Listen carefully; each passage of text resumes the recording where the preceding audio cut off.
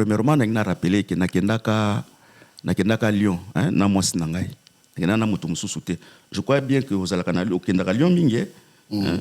Donc soki moto ya nini ako tirer eloko yo aomona ke o eza gare ya Depardieu à Lyon.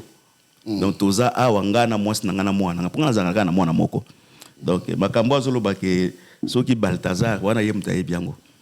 Et puis bon, moi je ne vais pas citer les autres parce que chacun dans la benda ba périmètre était nazong la bateau peut-être tanga qui baza un peu meurtri sur kotanga ba kombo na bango. Mais ko dénoncer bateau eza biblique mais ko finga bateau. Wana longwe na monna monoko moto nanza ba loka sagesse. Donc ko dénoncer eza biblique. Oui, ko dénoncer bateau eza biblique. Okay. Mais ko banda ko finga bateau. Parce que si on dénonce moto na likani c'est pas au redresser ou occuper ko récupérer parce que piège ya diable moto kangi moto wana ndenge Paul a dit Timothée 2 à partir à verset 24 ce qu'on quitte. L'homme prudent voit le mal de loin. Parce que bato bazaka na mauvaise conception ne balobaka ke s'il a vaincu c'est à cause du sang. Donc pour naie il faut que bato babela so batiko bela makila eza erreur. So ko moto bela makila te aza sataniste. Ou bien aza occultiste. Non, mon peuple périt par manque de connaissances. Mon peuple périt par manque de connaissances. Mutabeli limototé, c'est-à-dire aza ko banga ba démon. Et donc il faut moto abanga. Donc c'est-à-dire responsabilité azo tinda bato ba bele la moto. Je crois qu'il faut endosser responsabilité wana yemoko, hein? Yemoko. Ngai a traité nga d'orgueilleux, a traité ngai naza na lobby ke nga na l'équipe batino son connaissance na non, nous connaissons en partie, nous prophétisons en partie. Mais ndambo nga na yebi faut na assurance na yango que makambo na zolo beza vrai.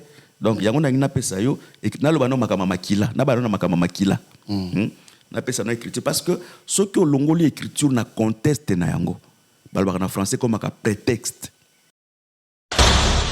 L'homme prudent voit le mal de loin. Lelo moni tango to yebaki makambo nzambe malamu te tozalo kanisa ke antichrist ezaka capable. Non. Lelo moto alati puissance ya Satan mobimba zate. Satan s'est divisé na banzoto ebele. Bate ebele ya mabe bango so baza antichrist. Papa za antichrist. Kimba baza antichrist. Bato pe mususu bato ya bostra baza antichrist. Bato pe mususu basala ba Bible. Lokola bashora kwetu baza ba antichrist. Pourquoi? Parce que oui baza ba plusieurs antichrist parce que ça la Bible naïe omoni moto ka so ka la Bible ngala kombo na koni na makasi mais moto sa la Bible naïe ndenge ba témoin de Jéhovah ba la Bible na bango ndenge pe ba les saints des derniers jours ba la Bible na bango ndenge ba Barnabas ba ba brochure na bango baza ba antichrist. L'homme prudent voit le mal de loin. Moni Branham masala perero wana o ba Branham babenga kama Branham lelo aza Elio falaya donc aya ko restaurer mitema ya bato. Non, wana za promesse za liée na Israël. Biso lelo na kati église nzamba tili biso Ephésiens 4 pour perfectionner ba saint ba atteindre le statut parfait à Christ. Donc dans d'autres termes ko bele la makilo azolo eza responsabilité na ye. Eza responsabilité na ngai te. Eza no responsabilité na ye. Yango soki moto alinga te ya makambo bele, alinga induire bato bele na erreur. Parce que mon vérité, ignorance est ici qu'un cheval noir à travers la mingi. L'antichrist comme le cheval noir. À ça là qui base à la borne. Au moni, ba groupe, ba église est mebelé à mabe. Ba doctrine n'a pas pour bangi sabato. Ba fonda yango na moto, ba fonda yango na makila. Donc wana peneza ba point central. Ya ba doctrine na mabe. Au moni pe bazo besa tina ba démon makila. L'homme prudent voit le mal de loin. Yo confirmé biso ki moi na nzambe vrai moi na nzambe ko bela makila te. Non makila ko bela ndengini. Est-ce que yé pasteur et mais azana écriture ka moko na Bible na moko kaka na Bible. Est-ce que bazo bela na makila? Soka zana ngo apesi nga Bible oyo na ti côté. Na komi mondi bi l'église na. Azana écriture te zopesa et na ba bela makila. Encore plus grave encore. L'homme prudent voit le mal de loin. Écriture dans la Bible, je crois dans Jude, si je ne me trompe pas. La Bible dit que l'ange de l'Éternel n'a Satan baza ko wela nzoto à Moïse. Mais si koyo Satan a finga l'ange de l'Éternel. Mais l'ange de l'Éternel a zongé qui m'a fingate. Et c'est que l'Éternel te réprime. Mais l'ange a récupéré le corps de Moïse. Bien que ça soit un mystère bien nakati, mais tout le balikambo tout le biso tozana ba arme. Omoni soki moto a commis côté sa raisonnement na kati ya Bible. Parce que attends que Bible tangi ba arme de toutes les armes de l'esprit. Mais atangi na Bible a teke arme de l'esprit za moto. Mais à l'obike soki moto soki Satan ile biso ba flèche enflammée du mal. Pourquoi tous on se les moto te? Non. Ba combataka Satan na ba propre arme na été. Satan biso to combataka na ba arme nzamba pesi biso poto bundisa yi. L'homme prudent voit le mal de loin. Ni bato bazo kanisa moto nyoso na Bible za Satan te. Moto nyoso na Bible za arme te. Eza na tango moto komaka Saint-Esprit. Eza na tango moto komaka jugement. Donc faut tikala kana ba moto na ba conteste na yango. Nzambe yemo ko baza ka fait dévorant. Donc on nzamba pekisi bato ba juger abi à moi la rétribution, à moi la vengeance. So ba sali yo mabe, nzamba pekisi yo se venger. Nzamba lobi ngai moko na ko se venger. Na ko pesa écriture, na ko pesa exemple. Babil moko la Pentecôte, le Saint-Esprit est descendu sous forme de feu. Est-ce que feu wane kitaki moko la Pentecôte? Eza moto ya Satan? Non. Eza moto kitela ki bato. Il y a un pourquoi. Il y a un pourquoi parce que ba disciple ba kwa ko sala mosala na nzambe te, moto ezala ko na bango te. Eliabe la ipe moto. L'homme prudent voit le mal de loin. Hein? Eliabe la moto. Non mais etumbaki bal. Non mais wana kuto azotanga yango na biso ngo sala ba débat, il faut zo katanga kotanga Bible. Moto yo kitaka na tango ya sacrifice ya Eli, eza moto ya kotumba ba misala Satana te. Eza kotumba misala bal te, atanga Bible malamu. Tala. Omoni Bible oyo biso sotozana yango. O remarquer ceci, tango Eli aye, Eli azui nyama, azui taureau. Apesi ba prophète abal pe taureau. Eli nkoloba nini? Bible nga na simbi. Na Bible yeme azana yango. Na Bible banganga bazana ngozaka Bible moko. Mais ce qui est différence, c'est le prophète de Baal, na prophète Élie, ezalaki sur l'autel. Parce que l'autel à Israël, il y a 12 pierres. L'homme prudent voit le mal de loin. Est-ce que vous avez dit que dans la Bible, l'écriture mot balobaki ndako ya makaba payate zaka na Bible te? Ndako ya makaba payate et pas mbola makate. Obi que na Bible ezalaka te. Mais eza tambola ka kurama. Obi nzambe exaucaka prière oyo ezaka ka sa parole. Pour sambela malamu, il faut zana boyebi ya liloba na nzambe. Boyebi muté ko permettre o sambela malamu. Mais soko zana boyebi ya liloba na nzambe, to moni basala ka batu ko banga. Moto, makila tala. Même Sainte-Seine, mutu moka tunaki motuna. Aliponi to liaka Sainte-Seine. Yesu abike bo sala yango na mémoire. Sainte-Seine basala yango na mémoire. Mais soko lingo adorer nzambe. Oko adorer parce que makila na esikolaki yo. Makila eza arme spirituelle te. Lelo makila, au moins lelo nzambe, ba promesse nyonso ya nzambe nzambe tyango na kati ya liloba. Oyebi tango tozalaka na ignorance kala, soko lingo lala okamati Bible otiena moto ba demba ko fina yo te. Mais ba magicien ba kizaka Bible bazali. Nasi na mona bato bazomela ngaponga na kola zona barumbu. Nasi na mona bato bazomela na bandako ya batika bateka ba diamba bazomela diamba na papier ya Bible. C'est-à-dire, ato la li Bible, yango ezali loba nzambe te. L'homme prudent voit le mal de loin. Ata ozui croix otien na mutu, otien na porte na oke ndenge za te Satan okota.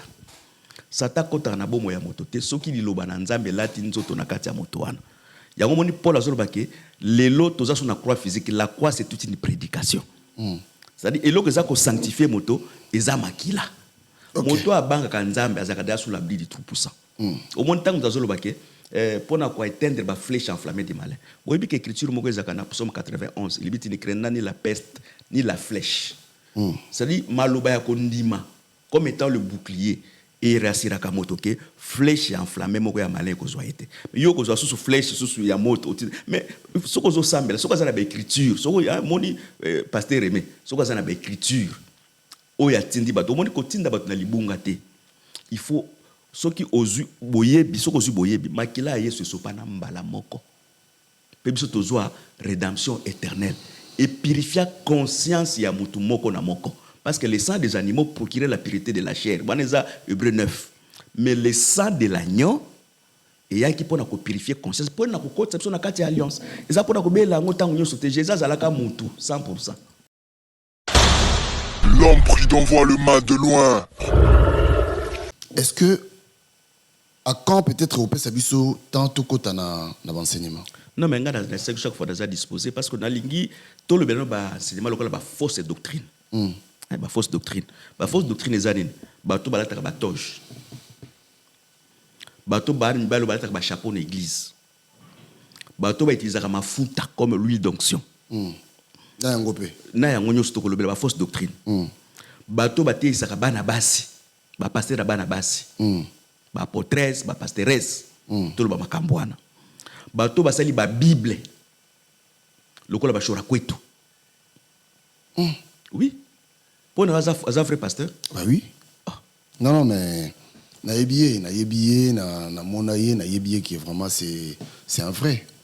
C'est un vrai. Na vanda na ye, na yebi qui est vraiment, c'est un vrai. Si la Bible, il y a Bible, il y a la version, il y a salawana. Ma beza wapi. Non, ma bena yango. Peut-être que ça simplifier qui. A simplifier n'engue ni Bible le bique ceux qui m'ont retranché toi baki c'est à couper de part na arbre de vie. So buta retranché pa baki c'est à couper na arbre de vie. Et sur la côte ça na fausse doctrine. Obi moto abema ba église ba basanga na na ba église basanga na bandako. Eza ishura kwetu. Ah non. Mais oui nazo epsa yo. Sikoyo ba selile nyoso afungula ki ya bandako wana. Fois ba tona lelo eza wapi. Obi nani Papi Gen toza na poto. Ba loi mboka pe ba respectaka yango. Est-ce que ndako na poto ba mindele nini ba kondima bino boya na ndako na bango banda ko mende ba kongole ba yemba kana baninga tango kokie Papi Gen metolo bela vie Papi Gen metolo bela vie. Nous sommes au Nazalaka moninga na yote ngai se beniko popo lipo kuluti ya baleki nazalaka moninga na yote pena kotikala kozala moninga na yote Papi Gen tolobela vie Mister Siatoul nazalaka moninga na yote Papi Gen tolobela vie. Est-ce que nous avons moninga na yo to toza baninga na bango tozalaka baninga te zaza totikala kozala baninga Papi Gen tolobela vie. En gros, Jenny, Papi Gen, nazala moninga na yote, Papi Gen. Nazala moninga na yote, Papi Gen. C'est impérateur de Jaffa Koufeli Finchman. Papi Gen tolobela vie. C'est nazala moninga na yote. Est-ce que nazala moninga na yote, Papi Gen tolobela vie. Nazalaka moninga na yote. Je suis pas ton ami. Papi Gen tolobela vie. Ça c'est Lidjo Kwen par les grands samouraïs de la nouvelle génération. Papi Gen tolobela vie. Est-ce que ngana moninga no? Nga master no. Nga mata no. Papi Gen tolobela vie. Nazalaka moninga na yote. 4 rois, prêtre, Washington, grand pays. Papi Gen tolobela vie. Papi Gen tolobela vie. Nazalaka moninga na yote, Papi Gen. Moi c'est pas ton ami, hein. Voilà, moninga no te bi. Ba yuma, wana 1 euro na poche. Au beta masola 1000 euros. Que badi. Nazalaka moninga na yote. Papi Gen yo ebite azalaka moninga na bisote. Ngai mo grosso. Na Napoli, nazalaka moninga na yote, Papi Gen. Nazalaka moninga na bango te. Nazalaka moninga na yote. Papi Gen tolobela vie. Grand prêtre. Nazalaka moninga na yote. Nazalaka moninga na yote. Molode. Tolobela vie, Papi Gen. Nazalaka moninga na yote. Nazalaka moninga na yote. Sami Mokili confirme. Tolobela vie, Papi Gen. Nazalaka moninga na yote. Mobali ya pembe. WS Production Willy Sionga. WS Production Willy Sionga.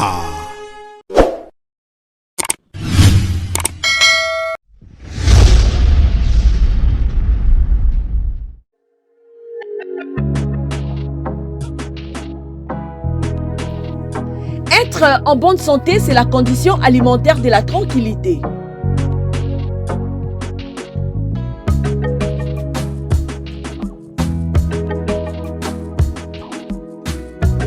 Mesdames et messieurs, pour la sécurité et le bien-être de votre vie, faites confiance à Uniché Banzé, la fleur du jour.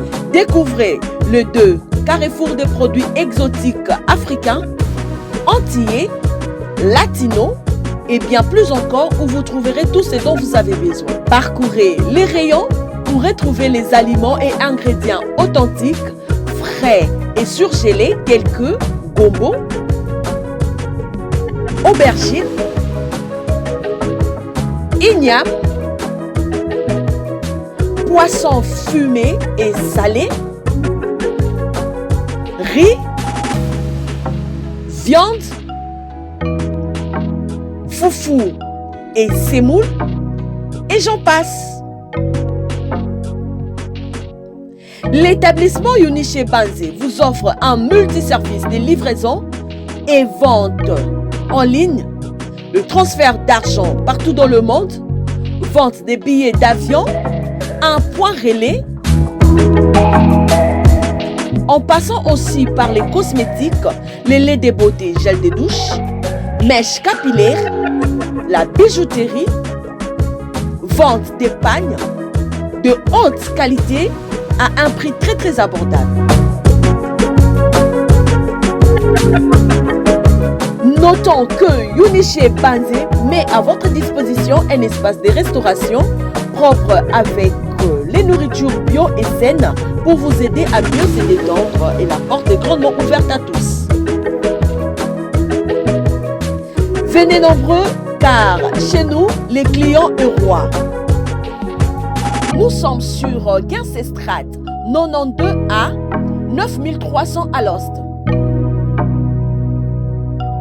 Et Guincestrate 52 9300 à l'Ost.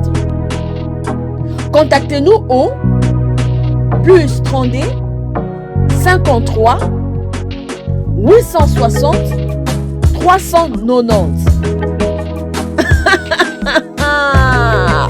Uniché Banzé, la fleur du jour. Uniché Banzé, la femme intelligente. Bayate Barata.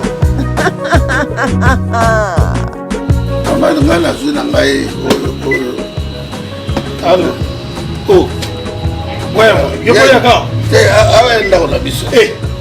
yo mana que pas bendier et pas balibani awa chez mama Uniché Banzé awa nyonso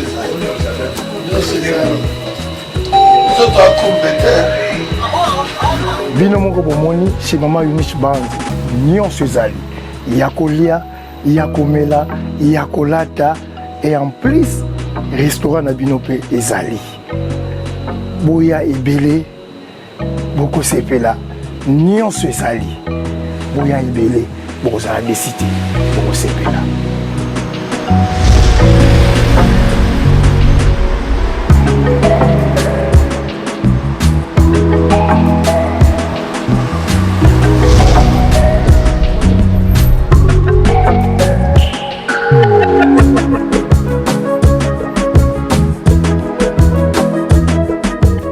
Bonjour et bienvenue chez vous. Nalobaka chaque fois où ezaka pa na bino tolobe la vie officielle.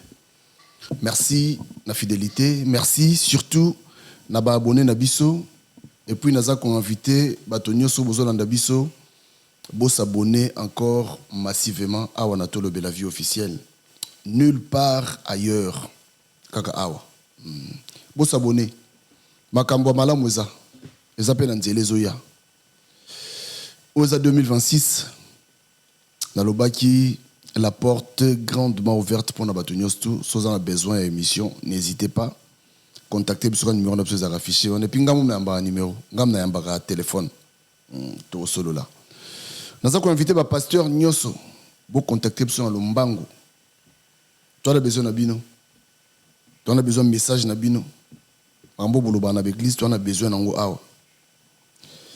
Merci la grande équipe à Tolobe la vie. En tout cas, merci. Didier Yi, merci Nayo. Washington, grand pays d'Amérique, merci. Jérimbo Mana Canada, Émile Bamba de Zurich, merci. Nazomona Lisusu, Picho Pacho Sotali Konko en Norvège, merci Nayo. Et un grand merci, Platini Chipamba. Chipamba Platini, Nabu à très bientôt Toza Nayo. Merci à toi aussi.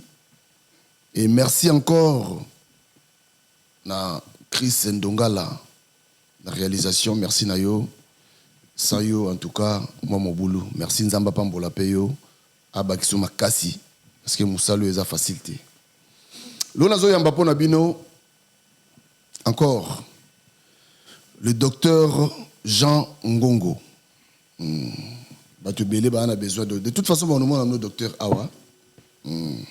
Nenge ozanda kuna bino ndenge pe oye kominda kuna yebondo bona yawa. Ezaka pona eloko moko za important o docteur Zoleka Awa. Ezaka pona bato ba comprendre maloba ya Nzambe na ndenga bien. Bolanda biso na boke binyoso. Docteur Jean Ngongo, bonsoir. Bonjour. Bonjour, merci. Bonjour. Bonne santé. En tout cas, santé, Nazam, très bonne santé. Ça va. Hein? Ça va. Ravi encore, c'est mon mingi à Komona yo. Ouais, il peut pareil. Hein? Yeah, Komona a bonne santé. Hein? Donc, Komona peut. Moi, on a un très beau créature. Hein? Ah, merci. C'est un beau gosse. Hein? Donc, ah bon, hein? Photocopie à papa. Donc, merci beaucoup. C'est très merci, important. merci, c'est très gentil. Alors, na Outé Koyambayo récemment, émission de Sala qui n'a habité ce que chose déjà, feedback. Oui, nazu ba iko na webele, nazu ba appel belé, nazu ba appel na Londres, nazu appel na Allemagne, nazu pas appel aux États-Unis, donc nazu appel na ba province, même en Angola, donc je crois que tout ça dans le bon pas, tout ça qui est malade moi, donc qui est malade parce que ba iko nango est vraiment très très forte.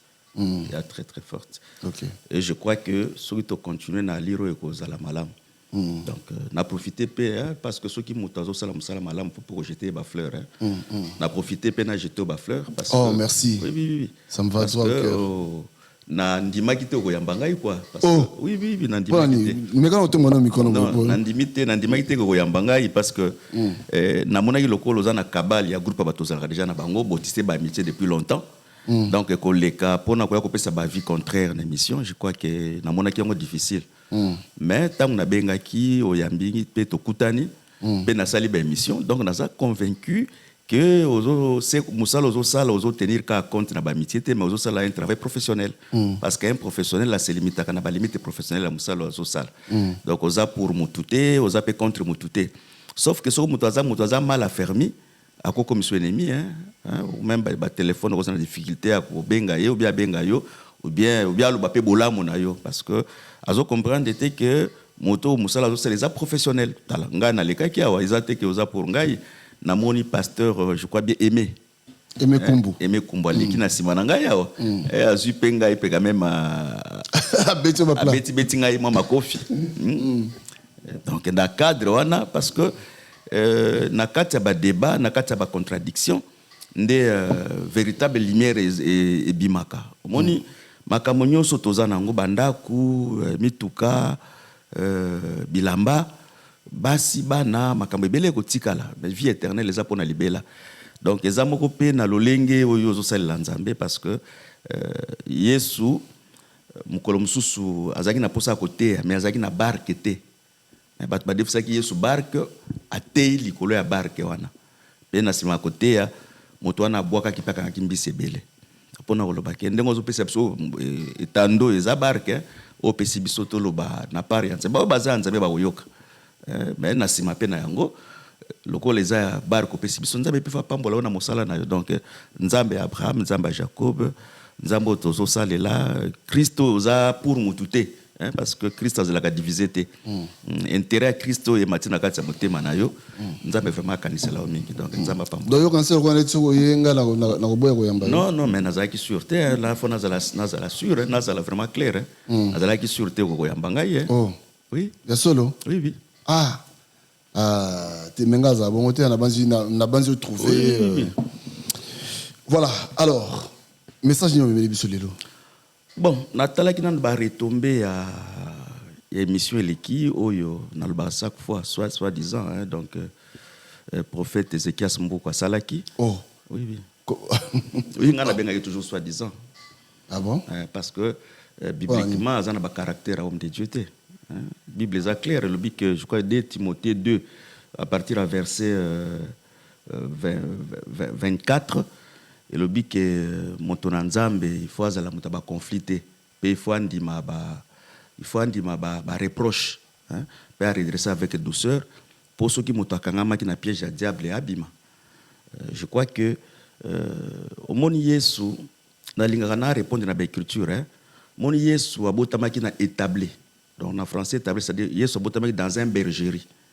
Pour nini azala pe pate oyo ba berger bazako kombaye. Mais plus tard ba bengi Yesu il est le berger d'Israël. Donc je crois que pourquoi bambuku parce que vrai comme on est en beaucoup vrai comme on est en kosi. Oh, comment on est sur Mbukuté? Comment on est peneza kosi? Ah bon? Ah bon? Oui, ceux qui sont catholiques na tolikia wana etando ndenge tozabwe. Tozui moto ya batozaki notable. Tobandi ko massacrer ya. Bien tozui mama ya ye kosi. Tobandi ko massacrer ya. Aza pe na bana mususu. Aza na bana mususu oba komona avec deux goûts ndenge ni bazo massacrer mama na bango. Donc par respect, ngai na koki jamais. Je regrette pour que na biscuit ta maman na tant combo na été mais kolobaka comme maman avec beaucoup de respect. Nazana kilo makasi ya kolba makamba respect. Omoni tango Esaïe nzamba linga benga Esaïe eloko liboso nzamba salaki azwaki libanga na hotel atie yango na monoko ya Esaïe. Monoko nzamba baluka ka science. Mais so muta komi na ba niveau ya kofinga ba parents ya batu mususu. Mais ça avec une extrême gravité. Au moni ba bizaleli ba jeune musu bazakona ba quartier na iska tokola jeune moko bwa finga ba mama bato. Mais alinga me mama makambo wana tina kata makambo nzambe. Non, eko lekate na makambo nzambe. Makambo nzambe afinga yi mama? Oui, mais ngana zando ki tamia finga ngai parce que ngana okamwa te. Alobini. Mais ce que so finga mama na zandoki, ye pa zandoki, wana ko mbe injure. Il faut tout ça maman to respecter ba maman bazana kati makambo na biso te. To loba parce que to so lobela nzambe. Biso moko to loba makambo na biso. Makambo ngo eza biso te za nzambe. Et que c'est très important pour aimer ma biso na makambo to zokene. Na ko soulever sur des points. Moni apesinga comme soki Shaba, soki docteur Shaba. Shaba en Christ. Shaba. Moni Shaba za mutu moko théâtre asi akufa. Photos za kabiso za babantu. Moni évangile et respectaka pe milliers contre bat bazofanda. Moni Jacob tanga longwa ke pa no kone la banque ko sa musala. Jacob azalaki na likanisa abala nani Rachel o azalaki leke pa Léa. Mais na contraint wana po bala il faut nanu ya bala simaleki abala. On peut na respect wana ya contraire ba réalité to zanango biso ba banto ko zo mémoire ya mutu asi akufate. O banda ko lobango avec beaucoup de mépris, ozo lokola mutu pamba.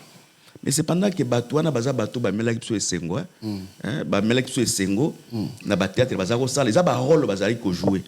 Donc mutu akoki ko zoate likambo théâtre. Azo muta théâtre azo lokola za mutu moko ya mépris donc non wana iza je crois que ceux qui akotika na respect ya bato yo bazate na kati ya ba collage périmètre ya ba débatté. Bon avant na loba makamso ya mike tokota na kati ya eza mwa ba nina mike. Premièrement na rappeler que nakendaka Lyon na mwasi na ngai. Nakenda na mutu mususu te. Je crois bien que vous allez canal okendaka Lyon mingi. Donc ceux qui moto ya nina ko tirer eloko yo aomona ke o eza gare ya Depardieu à Lyon. Donc toza awanga na mwasi na ngana mwana ngapanga zanga na mwana moko. Donc makambo azoloba ke ceux qui Balthazar wana yemta yebiango. Et puis bon moi je vais pas citer les autres parce que chacun dans l'ina benda ba périmètre était nazonge la bateau peut-être tanga ki baza un peu meurtri sur kotanga ba kombo na bango. Mais ko dénoncer bateau eza biblique mais ko finga bateau. Wana longwe na monna monoko moto nanza baloka ka sagesse. Donc ko dénoncer eza biblique. Oui ko dénoncer bateau eza biblique. Mais ko banda ko finga bateau. Parce que si on dénonce moto na likani, c'est pas au redresser, au couper, au récupérer, parce que piège ya diable moto kangi moto, on a ndenge Paul a dit Timothée 2 à partir à verset 24, ce qu'on se quitte. Au couper, au récupérer moto, mais ce qu'on finga batu, un pasteur, oui, mentalité congolaise, bon, pasteur aza youtubeur, t'es aza penani. Aza pe tiktokeuse te ou bien aza moto aza la kabarando makamba musique, on peut comprendre. Mais dans la bouche de l'homme de Dieu, on cherche la sagesse. Ceux qui ont maîtrisé l'écriture, ceux qui ont moto nzambe ya solo, aya tout ça la débat en rapport avec l'écriture. Il y a un prophète. Tout le monde n'a de la fin. Nebi kasali ba erreur rebelle autolo ba sur makambo ya ba américain bazo préparer sur 5000 personnes ba koya ko tonga temple à Jérusalem sur ba ko sala lokoni. Et ça déjà ba hérésie azolo. Il ne maîtrise pas la prophétie. Où est plus important? Donc, il y a tout petit un peu babanda botoroute. Il y a des gens qui ont été oyo tukore koloba. Mais tous on a makambo essentiel. Il y a émission oyo pasteur Aimé Otikosala. Oh, Aimé Kumbu. Oui. Pasteur Aimé Otikosala. Olanda qui? Oui, Nalandi. Olandi, c'est Olandi ndeni. Nalandi à Oebi Ezach. Abi yo fozonga awa. Oui. Oya kosenga peuple de Dieu pardon déjà. Parce que vous traitez les pasteurs, na bandimi, bangulu. Donc, je crois que mon avant une émission, ils appellent les conseil, parce que la vie faut gouverner pas conseil. Donc, nous avons frère mon Pati Kachamabenga Kingana moi si na Kati au centre de Senga que docteur Kende ou même la mission de ainsi dit le Seigneur. Nous pas montrer nous les pères. Cela nous suffit. Je crois que dans l'Andier omoni femme samaritaine tango azai ko adorer nzambe na montano yo Jacob atikaki aza ko adorer na motema na ye mobimba mais yeba kité ki adoration cherche qui place donc omoni Yesu ABC femme samaritaine vous adorez ce que vous ne connaissez pas, c'est-à-dire adoration, prière côté ezalaka lié na moto ayeba makambo yo azoloba tango azotinda bato babele la moto bato babele la makila et apesi ba écriture yango na lobaki que ceux qui moto alinga sala langa débat premièrement moto alinga sala langa débat il faut asala ba lecture à ba écriture, faut tanga ba écriture. Donc oza la teneti moto za avocat mais ozo maîtriser ba li ba domaine ya loi te. Il faut nano tanga ba écriture parce que nzambe yemo ko na proverbe 22 verset 20 lobi que j'ai tout mis par écrit ba réflexion, c'est-à-dire moto ko réfléchir te libanda ya makomi. Je crois que na pesa écriture moko parce que bato bazaka na mauvaise conception ne balobaka que s'il a vaincu c'est à cause du sang. Donc pour naie il faut que bato babela so batiko bela makila eza erreur. So comme to bela makila te aza sataniste ou bien aza occultiste. Non, mon peuple périt par manque de connaissances. Mon peuple périt par manque de connaissances. So mutabeli li mototé, c'est-à-dire aza ko banga ba démon. Et donc il faut moto abanga. Donc c'est-à-dire responsabilité azo tinda bato ba bele la moto. Je crois qu'il faut endosser responsabilité wana yemoko, yemoko. Ngai a traité nga d'orgueilleux, a traité ngai naza na lobby ke nga na l'équipe batno son connaissance na nenge na non na tikala ko lobango pe na ko tikala ko lobango te. Nous connaissons en partie, nous prophétisons en partie. Mais ndambo nga na yebi faut na assurance na yango ke makambo na zolo beza vrai. Donc yango na ngina pesa yo et na lobano makama makila, na bano makama makila. Na pesa na écriture parce que ceux qui ont longoli écriture na conteste na yango. En français comme un prétexte. Il faut donc comprendre l'écriture dans le contexte. Il y a un temps dans l'écriture, on est en Apocalypse 12. Dans Apocalypse 12, on est en Noki, nini émission et ça chaîne à télévision. Donc, pour tous les temps, voilà. Donc, nazui nabandi kotanga écriture mutno sana ndako na ye azo Apocalypse 12 nabandi na verset 7. Il y eut guerre dans le ciel, Michel et ses anges combattirent contre les dragons et les dragons et ses anges combattirent. Mais ils ne firent pas le plus fort et leur place ne fut pas trouvée dans le ciel. Il fit précipiter les grands dragons, le serpent ancien appelé diable Satan, celui qui séduit toute la terre. Il est précipité sur la terre et ses anges firent précipiter avec lui. J'ai entendu dans le ciel une voix forte qui disait: maintenant le salut est arrivé la puissance et le règne de notre Dieu et l'autorité de son Christ, car il a été précipité l'accusateur de nos frères, c'est lui qui les accuse devant notre Dieu jour et nuit. Ils ont vaincu à cause du sang de l'agneau et à cause de la parole de leur témoignage. Ils n'ont pas aimé leur vie jusqu'à craindre la mort. Donc je crois que verset oyo batebele ba zwaka yango pe ba yango ba teleme lango ba fandela ka yango. Mais cependant que ce que longo l'écriture na conteste na yango. Wana comme te comme prétexte. Écriture inga koloba nanu nini. Je crois qu'il a expliqué qu'il la fois passée. Nzamba traça chemin à salut. Na chemin à salut nzamba traça ba tribu mususu ya nzambe ezala qui révélé après que Adam a péché. Oyebi ti batu batumbaka ba démon. Ti batu batumbaka ba démon, ti batu ba melisaka ba démon makila, ba yebaka te que sous le plan de la rédemption, ba démon ndenge tozana bango ba jouaka rôle moko mal munene pour na salut pe na foi ya bato mususu. Pe pour na ko sa plan ya nzambe oya bongisa des plans depuis les plans éternels. Soki Satan ka okwesa moto na lisumu te tongo to bandenge ni Yesu azalaka sacrificateur. Tongo to bandenge ni Yesu azalaka nzamba azalaka juge. C'est-à-dire na sima ya péché, nde nzamba ya ko révéler ba tribu na ye na sima lisumu. Ce qu'on nzamba tanga concevoir le plan du salut, nzamba sali que bato mususu babika na enlèvement, pe bato mususu baleka par la grande tribulation, pe bato mususu bazwa lobiko Naboye yami balé à Christ lorsqu'il viendra dans sa gloire. Ce qu'on dit makamuke na lingana expliqué. Si koyo sur le plan du salut, Bible lobi boye, ezana Romains 8 abi, oyo nzamba yebaka banda kala. Après desina ki bango, pe a justifier ki bango, pe a glorifier ki bango. C'est-à-dire ceux qui moto aza justifié, c'est-à-dire moto na za kozwa sali na makasi na été. Moto aza sali par la grâce. Or, si quelqu'un a justifié nini, makila oye soit sopa qui na croix, yangonde justifié motona pour accéder na salut. Si sur le plan du salut, ezana bato bakobika na enlèvement. Ezapena bato bakobika na enlèvement, bakobika na grande tribulation.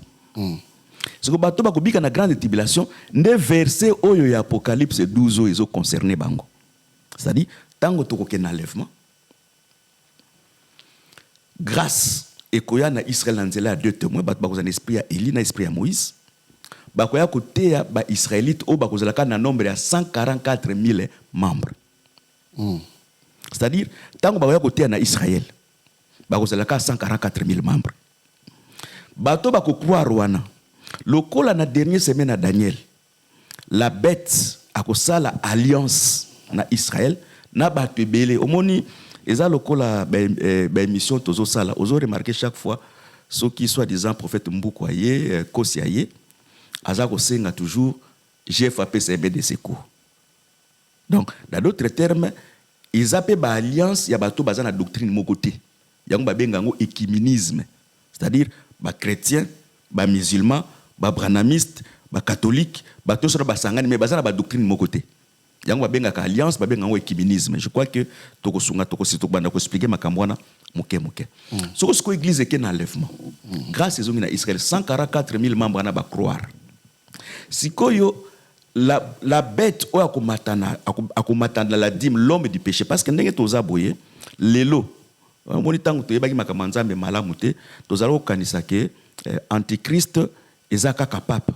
Non. Lelo moto alati puissance ya Satan mobimbazate. Satan s'est divisé na banzoto ebele. Bate ebele ya mabe bango so baza antichrist. Papa za antichrist. Kimba baza antichrist. Bato pe mususu bato ya bostra baza antichrist. Bato pe mususu basala ba Bible. Lokola bashora kwetu. Baza antichrist. Pourquoi? Parce que oui, baza plusieurs antichrist. Parce que ça la Bible naï. Omoni mutuka so sali Bible. Mais moto sali Bible na ye. Ndenge ba témoin de Jéhovah basala Bible na bango. Ndenge pe ba les saints des derniers jours basala Bible na bango. Ndenge ba Barnabas basala ba brochure na bango. Baza antichrist. Oui, baza antichrist. Toke non, mais toi avancer na. Mais na sikoyo on a besoin de place on a pour ngana batumso tang ba komo ngana bi que ce sont des vrais serviteurs de Dieu hein. Mais tout kende comme ça. Voilà. Sikoyo la bête a komatana abim akoya koboma les deux témoins. Tanga koboma les deux témoins ako proposer humanité mo mabazwa eloko babenga le so ya marque de la bête. 666. Mais les 144 000 membres bakoboya kozwa les marques de la bête. Sikoyo antichrist wana akoboma bango. Akoboma bango. Yango moni na version balobi ke balinga ki bomo ina bangote, donc ils sont allés jusqu'à la mort. C'est que bien que batwana bakufi,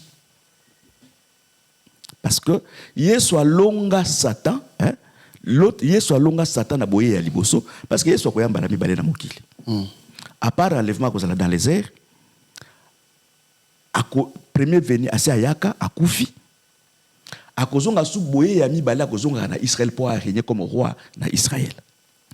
Ce que tango akozonga tango sikoyo les deux témoins bakokufa. Les 144 000 membres bakozwa les sceaux de Dieu. On a expliqué les sceaux de Dieu dans la émission Tokosala. Les sceaux de Dieu bakokufa.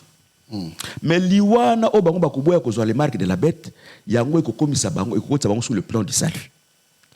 Sikoyo makasi epesaki bango balonga lisumu eza makila Yesu sopanaka na croix. Lokola baza ba racheter. Lokola baza ba racheter, les Bibles baka s'ils ont vaincu pour base ba accéder na salut. C'est à cause du sang. Parce que son Yesu asikoli moto na makila ta obikate. Mais yango eza écriture te komika ke siko to longa ki na makila. To longa wana longo l'écriture na conteste na yango et comme prétexte. Moni Branham masala perero wana oba Branham babenga kama Branham lelo aza Elio falaya. Donc aya ko restaurer mitema ya bato. Non, on a promesse eza lié na Israël. Biso lelo na kati église, nzamba tili biso Ephésiens 4 pour perfectionner bassin ba atteindre le statut parfait à Christ. Donc dans d'autres termes, ko bele la makilo azolo. Eza responsabilité na ye. Eza responsabilité na ngai te. Eza no responsabilité na ye. Yango soki moto alinga te ya makambo bele, if alinga induire bato bele na erreur. Parce que mon vérité, ignorance est un cheval noir à travers Kamingi. L'antichrist comme le cheval noir. À ça là qui est base à la borne. Au moni, groupe, église mebele à mabé. Doctrine n'a pas pour na kubangi sabatu. Fonda yango na moto, mais fonda yango na makila. Donc wana peneza point central. Ya doctrine na mabé. Au moins appelle bazobelisa tina ba démon makila. Bazobelisa tiba démon bazobelisa makila. Ya lobi ke makila o azolo beza makila spirituel ezaka na couleur rouge te. Mais yo so mona makila couleur musubando botama. Ezala makila nyama. Ezala makila moto. Ezala ka toujours rouge. Bon makila spirituel ezani. Makila spirituel yenda makila spirituel soka zwa ki yango wapi. Yesu a versé na no makila pona kosikola bato comme étant un symbole makila physique. Parce que ba nyama makila bango zaki ba makila physique. Mais derrière makila physique il y a une explication spirituelle. Na lo banane ou écriture la mibala utilisaki. Alors que Israël avait en Égypte, batiaki makila na balento. Anyo akufaki. Oebi na ko développer na makamre na zokende. Anyo akufaki na Égypte azalaki 10e miracle. Parce que nous avons un miracle en Égypte. Mais 10e miracle c'est le mort de l'agneau. Donc bibliquement la mort de l'agneau c'était le 1/10 miracle l'agneau soyo. Nous avons en Égypte. Donc Christ est payé mon copé. En dehors de 1/10 de terre comme Mathéa. Christ est payé mon les dîmes de Dieu. Parce que Bible lobby, Malachia lobby, botsanga na épreuve, ceux qui bopesi ba dîmes na ba offrande lo le kofungwama. C'est-à-dire depuis nzamba kela mokili. Lo les aki akokanga mbu les akako betate. Mais offrande ya Christ tant nzamba agré yango, ndembu le beta moko la Pentecôte. Parce que le véritable pluie, boule betaka, eza image à pluie à Saint-Esprit. Mais tout longa na makambo wana, tozonga na makambo tozolo naza koloba. Sikoyo anyo akufaki batie makila na lento. Tant batie makila na lento, molimo aliwa soke ye et moni makila et kota nanda kwa natie koleka hier. Est-ce que Israël tant babima ki na Égypte? Tout olo ya marche na bango. Lokola anyo moto ba eza elemba makila ba komeka kobela makila bana Israël bachaka makila na lento. Est-ce que na marche na bango mobimba? Bazaye ko tambola o makila to chaki na lento makila. Mais makilo bachaki na lento. Eza na ba explication ya makambo eko ya ko komisa na tango na biso. Parce que lento eza nini le porte eza nini. est-ce que lelo tozotia so makila na porte ya ndako boye? Non. Bible explique kango na notre écriture. Porte ya moto oyo batia elembo makila eza motema ya moto. Parce que Yesu alobi je metia à la porte naza ko frapper. Donc dans d'autres termes, la porte c'est le cœur. Or ce que motema ya moto, motema ezalaka livre esika ministère de la parole yaka kokoma lettre. Ndenge yo zabwe. Oza toute une lettre natanga l'écriture moko pour tout se faire comprendre. 2 Corinthiens 3 na bani na verset 1. Comme sommes-nous de nouveau nous recommander nous-mêmes, qu'avons-nous besoin comme quelqu'un de lettres de recommandation auprès de vous ou de votre part? C'est vous qui est notre lettre écrite dans nos cœurs, connue, lue de tous. Vous êtes manifesté une lettre de Christ écrite par notre ministère, non avec de l'encre, mais avec l'Esprit de Dieu vivant, non sur les tables de pierre, mais sur les tables de la chair, sur le cœur. Donc, dans d'autres termes, au moni, tant que vous avez totéak, motema motozalaka toute une lettre, oyo to moteya komaka. Sikoyo motona ba komaka une lettre. Po yeba motoyo ateyami malamu, okomoni na nzela bizaleli na ye. Donc comprendre que esika moto asambelaka seke bato na basa sérieux. Soko moni moto azana bizaleli mabe ya kofinga bato na ba parents ya bato. Yeba ke aleka même pas na établi comme étant brebis, a comme ça mon pasteur parce que tous on a 3 sortes béniques faites par les mains des hommes. Mutu yemo kami sali pe pasteur, mutu musu ba sali pasteur pour na ba intérêt, ya makambo begize ba molangi donc comme si ba na ba pasteur pour te ba garder héritage ou atiki ya fondation naï. Mais tous les cadeaux vont na kati makambo. C'est-à-dire lettre albisco lettre ba komango na l'encre qui est l'esprit. C'est-à-dire makila o ba chaka na lento. Importance na ngweza vieux za na kati makila. Ce que vieux za na kati makila, c'est le Saint-Esprit. La parole que je vous annonce, elle est esprit et elle est la vie. Tant que vous avez azo komana kati motema ya moto. Pour moto na koma lettre batala ndeko mwa so zakana bizaleli mabe mais maloba nzambe sika bandi ko kende échanger bo moina ye. Zaka par exemple belé omoni Bible lobi que soko mwana mwasi azolata alata avec azala modestie azala s'habiller décemment na modestie. Mais vous remarquez qu'au na ba église, au côté église, ba ser balata ba mini jupe, ba ser balata ba collant, ba parti ya banzo bango sezo monana, mais ba eza église, et ba batala ka moté, batala ka nzoto te batala ka motema. Non, motema e reflétaka na libanda. Église o bazo te ya malamu. Il faut mona ke batona bazo lata correct, bazo vivre vimoko correct. C'est comme ma théo te ya ka ezalaka encre.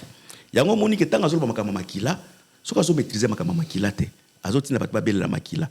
Peut-être parce que dans la Bible Proverbe 30 verset 15 ils ont belle makamba sensi. Sonzo. Et puis que sonzo belle la makila. Peut-être ça doctrine na sonzo. Sonzo parce que ça toute une doctrine. Au moins que makila. Na olinga un jour tout ça l'émission moto belle paix sur ba doctrine wana parce que zelo mo ba sa doctrine moko il y a sa doctrine mon ngaité un jour. Donc yo confirmer biso qui moi en Nzambe vrai moi en Nzambe rekobela makila te. Non makila obela ndengini. Est-ce que yé pasteur aimé azana écriture ka moko na Bible na moko kaka na Bible. Est-ce que bazobela la makila? Soka zana ngo apesi nganga Bible oyo na ti côté. Na komi mondi bi l'église na.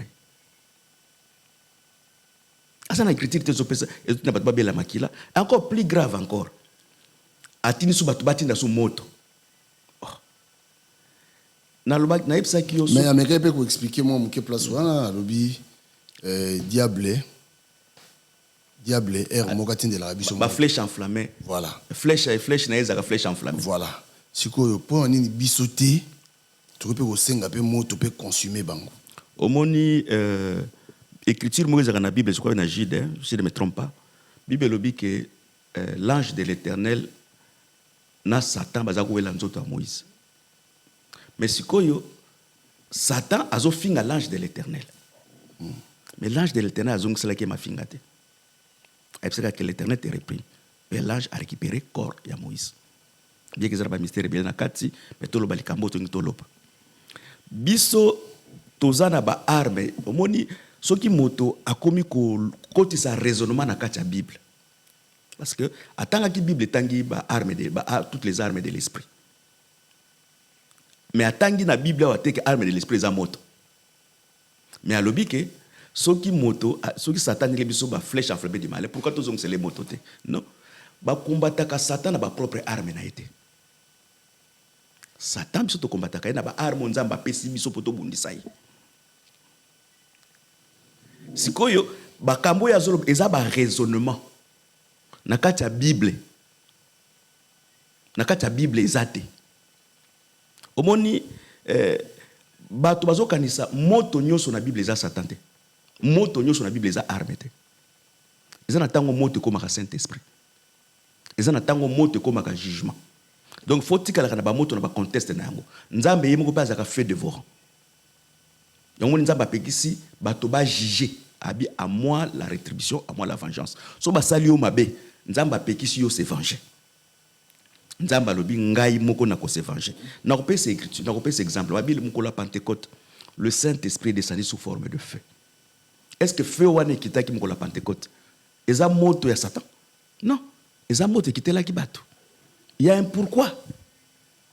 pourquoi parce que ba disciple ba ko sala mosala na nzambe te moto ezala ko na bango te Eliabela ipe moto hein Eliabela be moto etumbaki bal non mais wana kuto azotanga yango na biso ngo sala ba débat il faut zo katanga kotanga Bible moto yo kitaka na tango ya sacrifice ya Eli eza moto ya kotumba ba misala Satan te eza kotumba misala bal te atanga Bible malamu tala omoni Bible oyo biso tozana yango o remarquer ceci tango Eli azui nyama azui taureau apesi ba prophète abal pe taureau elinko lobanini Bible nga na simbi na Bible yeme azana yango na Bible banganga bazana ngozaka Bible moko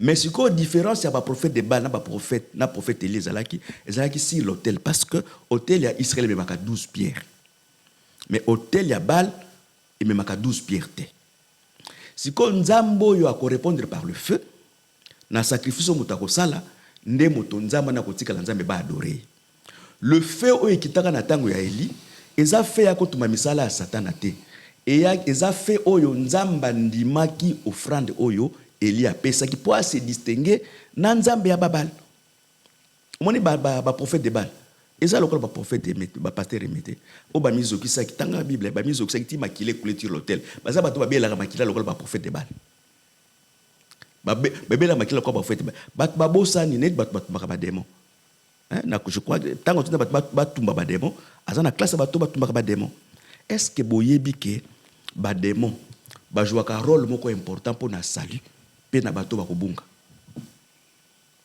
Bible lobi tous les esprits est au service de Dieu eza na tango moko pe ba démon ba koma na service ya nzambe na kopesa écriture moko boyebi mukolo mususu nzamba fandi na kati ya conseil parce que poza la moto na nzambe poza lozaki na kati ya conseil ya nzambe nzamba fandi na kati ya conseil atuni siko na conseil na ye bazaki na droite na gauche abi ndenge nini na tokoboma kapa ndenge ni tokoboma kapa Bible lobi molimo ya mabe ezaki na région inférieure et mati liboso à présence ya nzambe et lobi molimo ya mabe ngana ndenge tokosala nzambe be kosala ndenge ni alobi na kotia lokuta na kati ya monoko ya ba prophète ya kapa pota kaba ke na bitumaki ne kokufa zali po nzambe aboma kapa molimo mabe e ko pesa nzambe makanisi lolenge nini c'est-à-dire ba démon ndenge bazaboye bazalaka pe moko na service pour bato bazobunga pe na service a moto muso alingaka sambela te mais maladie attaque moko boya ténèbres bandi ko sambelisa donc ba démon ba ebike ba kozika kate muta kozikisa ba démon esayi moko nzambe parce qu'a préparé etango de feu même mokilo toza o le ciel tozo mona o vous allez embrasser par le feu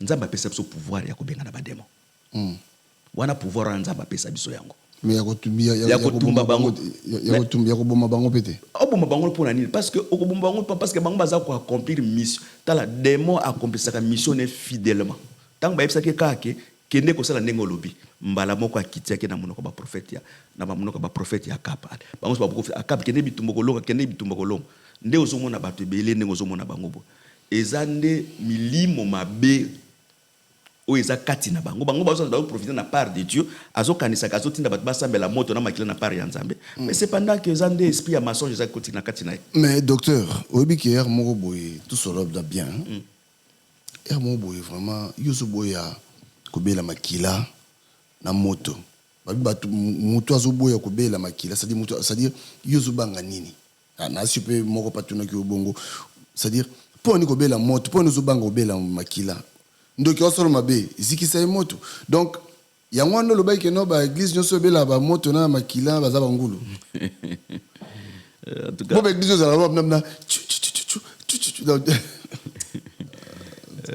nazobangelo ngana nazobangelo ko mokote soki na bible nzambe ayebisaki ngai na nazolo ba vrai non yango nazoyebisa mutazolo ba bien za la parole o eza écrit parce que mutu moko te aza na écriture nyoso pe botanga pe ka kuna te yana nano apesi écriture moko te mutu azobela moto atomba ba démon na bible apesi yango te apesi pe écriture moko te banda fandaki awake ba démon to zinga nzambe to zinga banda kuna na makila ma Yesu même na tango wana o ya Exode 12 bachaka makila na balento donc nde toyoka quand même ba musicien ne ko neti Mike Lamba bi moto kite uta le ziki ça va ni non ba benga ba fable ba philosophie ba fable au moni tala au moni biso ba congolais balinga ko apprendre te est-ce que oyebi que na bible écriture mot balobaka ndako ya maka paya te zaka na bible te wa ndako ya maka paya te e pambola maka te oyebi que na bible ezalaka te eza tambolaka kurama oyebi nzambe exaucaka prière oyo ezaka ka sa parole pour sambela malamu faut na boyebi ya liloba na nzambe boyebi mutu ko permettre o sambela malamu mais soko za na boyebi ya liloba na nzambe to moni bato basalaka bato ko banga moto makila tala même sainte mutu moko tunaki motuna aliponi to liaka sainte Yesu abike bo sala yango na mémoire sainte basala yango na mémoire mais soko lingo adorer nzambe oko adorer parce que makila na esikolaki yo makila eza arme spirituelle te lelo makila au monde lelo nzambe ba promesse nyonso ya nzambe atango na kati ya liloba oyebi tango tozalaka na ignorance kala soko lingo lala okamati bible otiena moto ba demo ba kofina yo te mais ba magicien batisaka bible bazali nasina mona bato bazomela ngaponga na kola zona barumbu nasina mona bato bazomela na bandako ya batika bateka ba diamba bazomela diamba na papier ya bible c'est-à-dire ato la li bible yango ezali lo banzambe te ata ozui croix otiena mutu otiena porte na oke ndenge za te satan okota satan kota na bomo ya moto te soki liloba na nzambe lati nzoto na kati ya moto wana yango moni Paul azoloba ke lelo toza sur na croix physique la croix c'est toute une prédication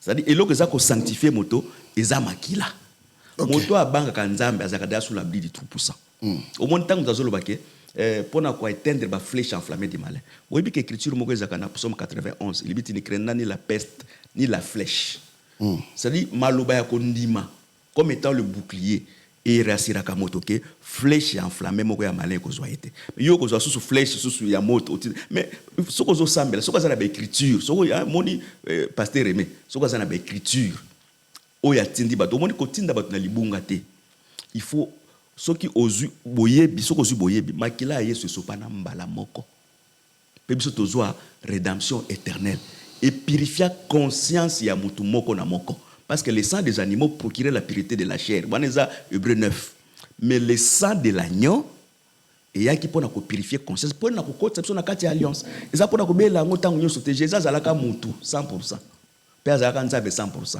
en étant mutu 100% azalaki na makila lokola mutu nyonso en étant nzambe neza ko la différence entre ye na biso parce que des fois il agissait comme Dieu des fois il agissait aussi comme un homme tango Yesu alelaki na croix ndenge Hébreux zo bana Hébreux 5 et abiki azalaki ko alelaki lokola mutu alelaki ko nzambe te po nzamba ko lelate mais lokola mutu alelaki lokola mutu yango moni lelo afandi à la droite du Père ceux qui bazo utiliser verset si la véritable c'est la cause du sang c'est-à-dire yé aimé fandi makufa parce que bato ba longa ki pona makila bakufa ki il faut ndi makufa koboya kozwa so ya marque de la bête nde bomaki bango ndeza ki soki bango balonga ki po lisiko nzambe makila sopaki na croix et ça là déjà musala nzambe moyango baki tout est accompli.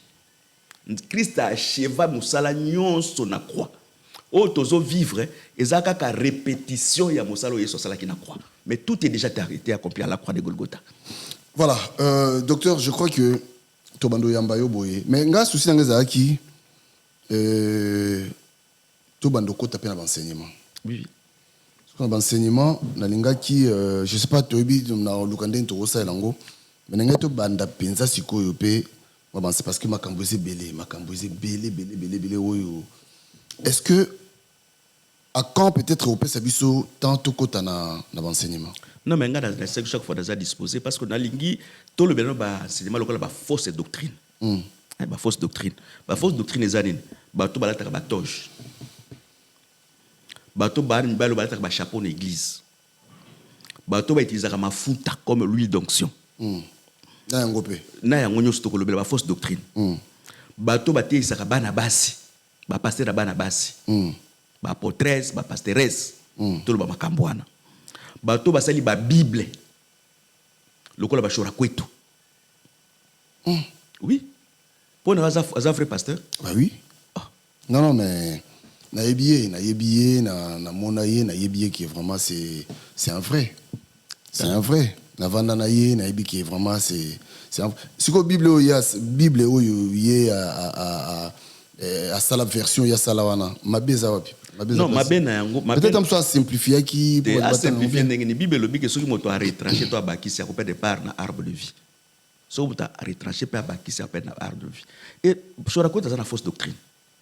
Obi moto abema ba église basangana kate na ba église basangana na bandako eza ishura kwetu. Ah non. Mais oui nazo epsa yo. Sikoyo ba selile nyoso afungula ki ya bandako wana. Fwa bato na lelo eza wapi. Obi nani Papi Gen toza na poto. Ba loi mboka pe ba respectaka yango. Est-ce que ndako na poto ba mindele nini ba kondima? Bino boya na ndako na bango banda ko mande ba kongole ba yemba kana Yesu azali awa moto ne ba utumba demo moto poso bato ko tumba tang bato batumba ba demo ba assemblée ya bangulu tang ba koma bandeli zoso parce que mais bangulu eloko bangulu tang milimo be kota ki bango Bible ba kima ki vers les parts escarpées ba noyer ki na kati ya mai bazande ko noyer bato abela ka moto wana c'est-à-dire tango ye azui ba koti ba na kati ya bandako lelo parce que ba yebaka enseignement malamu na misise koti na kati na bato lelo bato nyoso bazaka na kati ya bandako bazako sambela baza wapi fo na bango za ko beba et bon écriture le bi n'abandonnez pas vos assemblées écriture le n'abandonnez pas vos assemblées atiango wapi ya Hébreux 10 atiango wapi la plupart ya bato ya tiaka bango baza na kati ya bandako nga na bi lelo ba frère ba église na bingi ba koma na ba assemblée. Non mais voilà ça va mais kolobaki aza dans les non aza dans le faux non na kopesa yo tant na ba fausse doctrine na olaxo ke shora ko aza dans le faux aza lokola ka ba témoin de Jéhovah ba sala ki Bible ndenge ba c'est un dernier jour ba sali Bible ndenge ba une partie ba branamiste ba tizaka Bible ba tizaka ba brochure ce sont za ba fausse doctrine ndeba makambo to ko sala to lo ba poto éclairer batu. Parce que l'on a besoin d'ango, ils ont lumière. Est-ce qu'il y a dans la Bible verset à laquelle le prophète a prophétisé pour les Kamboza malam. Alors le kola yo Papi Gen oza na mwana mobali. Makamalobi est vrai. Mais pratique na yé tango lobi ke oboti mwana mobali. So ka memelo ba pratique muso eza ndora pratique ya Bible. Oko croire que muto na za faux prophète. Le quoi ndenge zabo lokola po ozana mwana po mosna bota mwana mususu il faut mela biso soso moko ya rouge be soso ya noir eza lokola makambo yo nani walo to sala donc azuma imoko atie na ba atie na mulongosi aza ko pesa bato basokola ilongi po ba se purifier miso lobi que za recommandation divine nzamba pesa ki mais ça c'est la fausseté oyebi nzambe maloba nyoso envers bato balobaka ba ko rendre témoignage na bango liboso na nzambe donc ba fausse doctrine wana yango ko permettre biso to fongola miso na bato ebele bato ba comprendre omoni na kopesa exemple moko oyebi Soni azaka ko Soni Kafuta azaka sala babiloko moko les 7 le 7 à 7 heures. 7. Oyebi ke babiloko wana eza ba source ba kabale juif. Ok. Ba église ba exija ba to balata ka bilamba, ne to lata pembe, to lata vert, to lata rouge. Eza ba fausse doctrine. Bible lobi moto nyonso abatisami alati Christ. Et lamba biso to lati le eza Christ. Donc omoni eza lokola buta fausse doctrine so muta ya bostra. Comment ça mamelo? Comment ça mamelo? Nani? Muta bostra wana zaka mamelo. Mamelo. Asa bameko so mamelo. Bameko. Baloko asali so n'ayez pas sous fausse doctrine. Oyebi ke enseignement bimaka kuna, en tout cas franchement tinande mabete. Enseignement bimaka kuna. Mais batu ba se retrouver kat. Batu ba so mon enseignement. Net makambo zo batu ba sentir que en yo ezana ba enseignement obima. Donc net batu ba za se retrouver kuna. Ba se retrouver kuna. Ngana yebi net batu tanga wana na yebi que non ce sont des gens au bazar vraiment ce sont des enseignants. Oyebi yeso akutana na mwasi mo azalaka courbé pendant 18 ans. Et tant a commis yeso a délivré a epsi tombama. Ce que yeso a interprété moto azalaka na femme courbée pendant 18 ans zolo baké fille Abraham yo Satan kanga aliaki. Femme courbée lingi koloba ba pasteur nyoso bateya kama teya o ezalié na makambo mokili. Na kopesa un exemple belé. Est-ce que ba musulman bazana ba pouya ba pétrole bazana mbongo ebele basambelaka bato baza otambo na mituka minene na mboka oyo basambelaka bato bazana ba bureau ya ba minene basambelaka non biloko nyonso ya mokili so moto atangi a se fixer ba discipline akozwa yango na mokili mais loko moko na mokili moto akozwa te na mayele na ye eza la vie éternelle. Ba me kwa te aka vie éternelle te. Ayebi pendenge ni enlèvement ko salama te. Ayebi ndenge ni enlèvement ko salama te. Oyebi même pasteur aimé. Ayebi ndenge ni enlèvement ko salama te. Ah bon? Oui. Omoni tango apesi écriture Éphésiens. Abi tozana ko lutter contre le sang et la chair, contre le pouvoir céleste. Omoni Jésus na Jean 14 alobi na kei na keko bongisa bino esika. C'est-à-dire esiko yeso akeko bongisa sa propreté. Pourquoi? Parce que Satan tangwa se revotaki na likolo. Nzamba kitsaki Satan longwa ki na 3e ciel, Satan ko suka na 2e ciel. Mais avant enlèvement ya église, purification ya tabernacle céleste ko salama, Satan ko la précipité sur la terre. Le ciel est gotika la propre. Pour te église que nous fana na esika te mbilinga ezali. Parce que l'église a au ciel dans le repos. Ce que biloko wana bameko ate akaka. Na la die mokolo sa bibino batapoto bo sambusi poto. Mokolo okomiti na poto bokomo lingati bazanga te bosi valeur poto. Poto ça na valeur ni par rapport à l'évangile. Ce qui bamboko ba idole fandi ba dieu étranger. Eza bamboko to fandi. Yo moni ba bikeko nyoso mona kana pari wana eza ba divinité. Valeur ni mutu nyonso yo azana Christ tazangulu.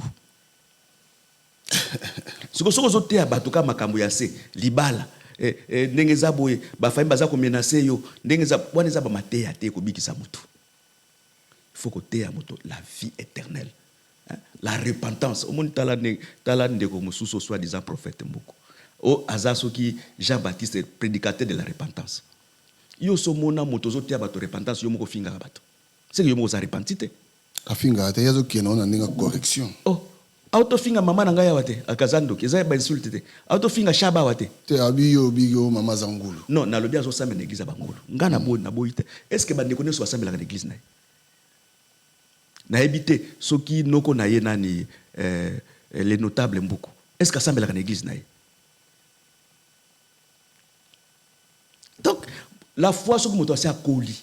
So mutu akoli nga responsabilité na ngai ya salut eza ya ngai mwasi na ngai na bana na ngai bandeko nanga so bandimi donc pona olakisaka que même ba église na bazo kende wana lokola bazo tia bango salute lokola bazo tala makambo likolo te parce qu'Abraham azaka na postérité mibale postérité céleste comme les étoiles du ciel na postérité terrestre c'est-à-dire évangile eza makambo likolo na makambo se yango moni Yesu alobi que cherchez premièrement le royaume et tout sera accompli moto a gagné au royaume des cieux biloko mokilo akozwa ngo facilement. Mais si on a le royaume des cieux, on a dit que biloko moki. Mais biloko les autres les cas inimiti. Na bande ko na ye inimiti na bazo sala e mabeta la papigen. Bando bota mitile loko mukol batu bon basali o mabe. Ya ko lo bata. Bon soko pardonner bango est-ce que bando solisa bango. Donc soko solisa ka bango c'est ko pardonner ka bango. Pour na relaxer que le pardon est plus fort. C'est-à-dire toko fanda te to concevoir échec ya vie ya mutu ezaka ke mabe ba osala. Omoni basi ebele batu na kati église wana. Baza basi ba boma mabala.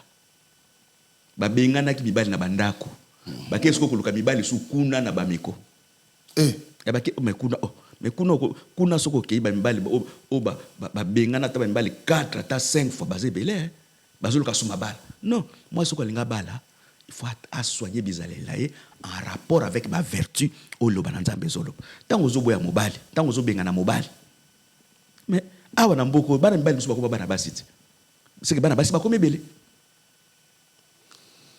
Voilà. Merci, docteur. Je crois que l'émission a mis aussi la fausse doctrine. En tout cas, na pesi ba te belé conseil. Ba mi coach ça na kati ya groupe. Ba mi coach ça na kati ya Tolo Bela Vie. Ba s'abonner massivement. Ba enseignement na ba émission ko ça la sur ma fausse doctrine. Ah je crois que ça la moto ko fonga ba to monsieur belé. Amen. Vous êtes toujours ouvert pour le débat. Oh, mais Nazawana. Pasteur Remé, je crois que au Tchamukolo.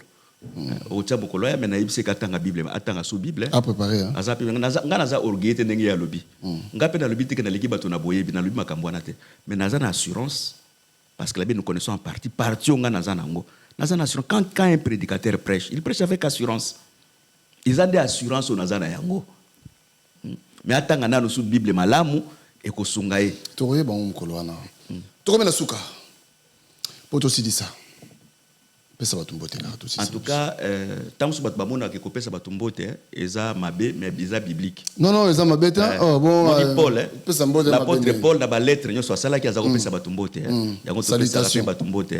Na pesi petite sœur à quartier, Micheline Manza, mais ça peut ser to sambela kanaye, na mobali naye, na mobali Didier Boketi, na pesi bangombote, na pesi pasteur apôtre Mojir, donc na Florence, donc une église à Kentucky, na pesi Mbote, na pesi apôtre Frank Yamba na Canada, na pesi Mbote, na pesi pasteur Ben Nzombai, na assemblée de Saint Ngungu, na zone à Kinshasa, na pesi Mbote, na pesi frère Yvon, grand chanteur de l'Éternel, na moi si naye Christelle, ma fille, je vous salue encore abondamment. Na pesi le chantre Jonathan Bote, na pesi chantre Vienzao. Soko ki banzemba Vienzao na cher de pour les hommes atona nini.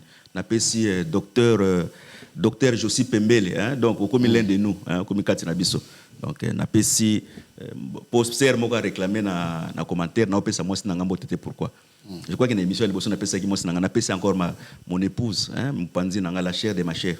Donc Jina Kanga ngongo na pesi mbote, na pesi pe bon, bana nanga utanga bango na mabanga te parce que on ne veut pas exposer les enfants. Donc, voilà. Merci na bandeko na émission ezalaki bongo le docteur Jean Ngongo, restez connectés na bi qui a très bientôt bana nzambe boko pambolama po awa makambo yo ko banda awa déjà bo banda ko bongisa déjà matoi na bino sokola matoi no pena bien po makambo ko bima des fois te na yebi ambona oloba botika malamu tokutani semaine prochaine nabiki tokozalaza encore dans l'émission de toute façon asa déjà wana à très bientôt enseignement zo banda donc tant enseignement au banda wa et aux décollage mais asa ouvert toujours na débat ata enseignement na pas ça sous débat voilà et on peut créer sous débat donc boya toze la bino ya za ne prêt oze bino merci na pasteur Emengo et pasteur Aimé Kumbu merci na yo parce que merci aussi na pasteur Pasteur Pascal, merci pour le courage nayo parce que vous avez affronté Makambo, merci nayo et merci à Baranza Menos Bolandi Bisso. D'ici là, portez-vous bien et restez connectés sur Tolo Bella Vie. Allez, bye bye.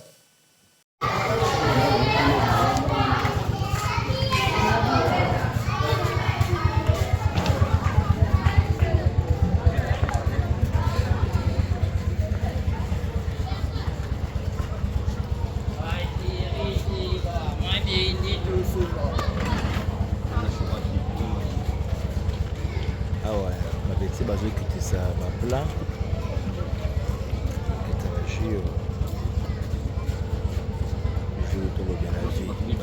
toujours vie tu as pleuré ça et 25 kilos de la vie toujours voilà tout ça na Ophelina tout tika biloko bozongona tout tika na soit Ophelina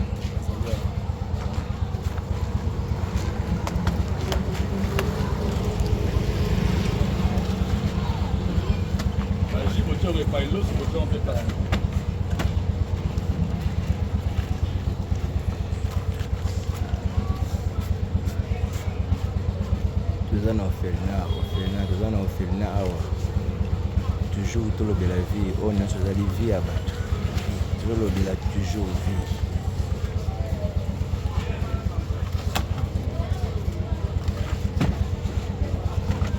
petit bazo bimisa bango wa plat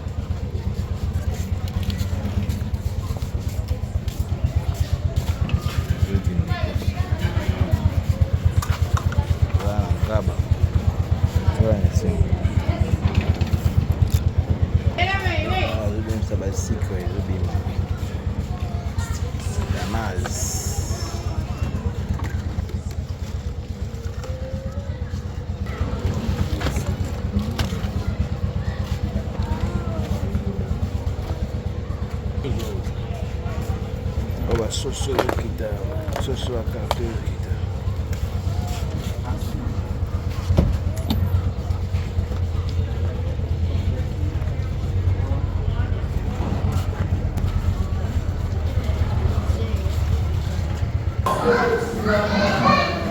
Piguel de la vie toujours en forme.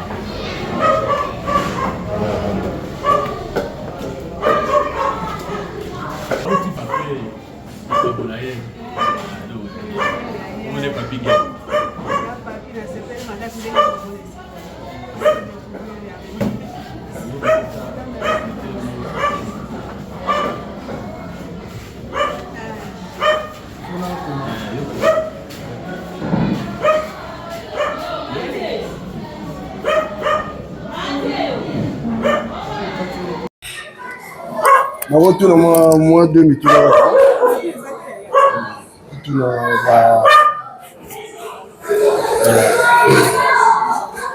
aussi bien micro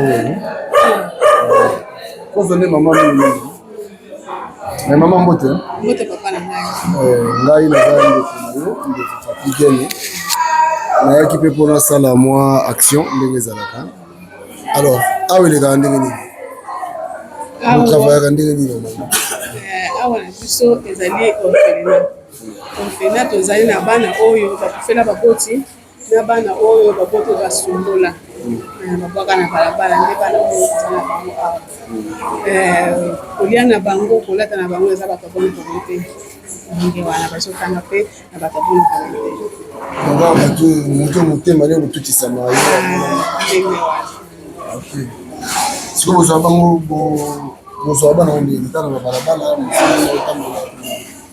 te tozwaka bana bongo te bana oyo liboso toza kozwa ndenge wana me kozala biso baproblème ebele po ekomi leta ye moko azoya kotikela biso bana lokola affaire sociale lokola la police okotimona na nzela aye kotikela biso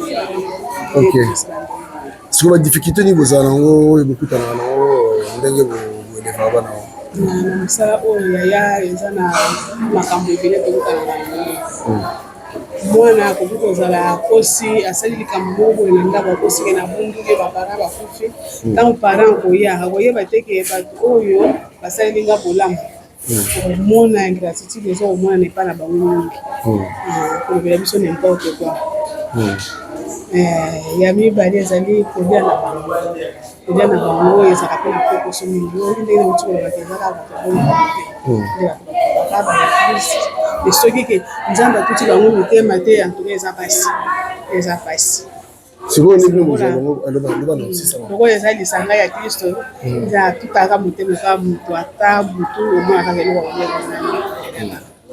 bino bosalaka neti boza neti babénévole toloba eza bonka ndenge oti koloba puisque nde tozotravaille awa soki osepeli mpe komona mama ye moko promotrice okomona ye tozotravaille awa toza na salaire te ndenge oyebi osoki mama tozwa boyo opesa batravailleur nde tozomipena faso. Ok ebongo bana soki neti mwana beli ezaka ndeni mpona kote ya mwana soki abeli eza na ONG moko ya baitalien nova ye kaka ndenge tosunga mpona kote wana mwana soki abeli okei na hôpital moko bayokana na bango bana basusu wana. Est-ce que tokomona mpe bana totuna bango ezali te okote epai ya bana bapesi bino mpe mbote te bana bapesa bino mbote kozala mpe sengo makasi. Merci beaucoup nzambe apambola bino mosala bosala. Amen papa na ngai na bino mpe ndenge bozosunga biso nzambe apambola bino. Merci beaucoup merci. Kasi poto gagner ta mon ke na pas maman na mama ko na boni le voilà. D'accord merci.